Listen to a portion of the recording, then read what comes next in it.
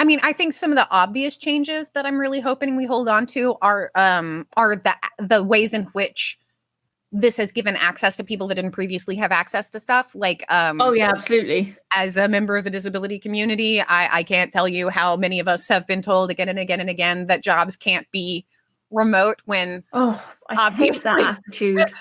obviously they can be, and that's been proven, that's been rolled out now. So I'm really hoping that some of those changes that have just needed to roll out that benefit a whole lot of human beings, just that we can keep them.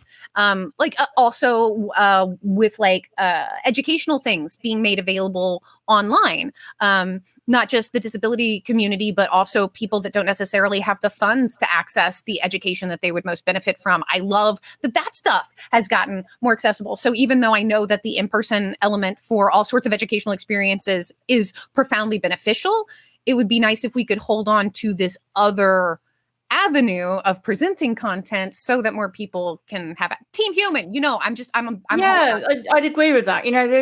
There's events have gone on, whether it's like Microsoft events or Twilio events or other things where you can go, but you have to pay yourself to get there.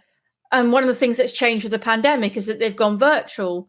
And so, so many of us that can't just suddenly jump on an airplane and go to a big country somewhere. So, so many people can go. And even those that it's not just about money, but just access to these things. Yeah, I just love the fact that all these people have hopefully, discovered learning and learned all these new skills during all of this that they can just carry on with. Now, one thing I will throw out there, just in case anybody who has any sort of power in this area is listening, not that will happen, but whatever, I'll shoot my shot.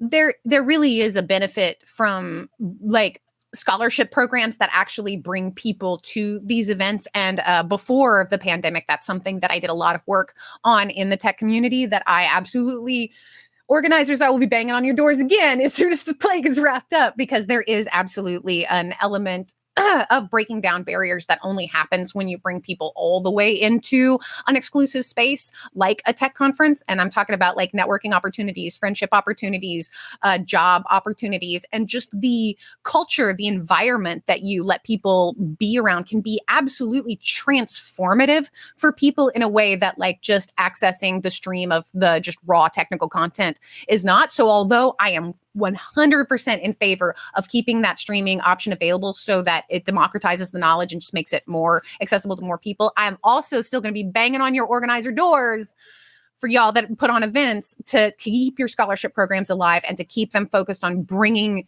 those marginalized humans, those people from marginalized communities into those exclusive spaces, because that has magic to it that the virtual experience will never be able to fully. Yeah, no, I agree. I think it's just about getting the balance right. There's always going to be a place for bringing people together, but then don't go solely for the charging funded on in-person events that then exclude other people, because scholarship programs fantastic and bring people together, but sadly there's never enough money to bring together everybody who might be eligible for a scholarship program. So it's just about looking at the events and deciding kind of a balance of kind of cost versus benefit.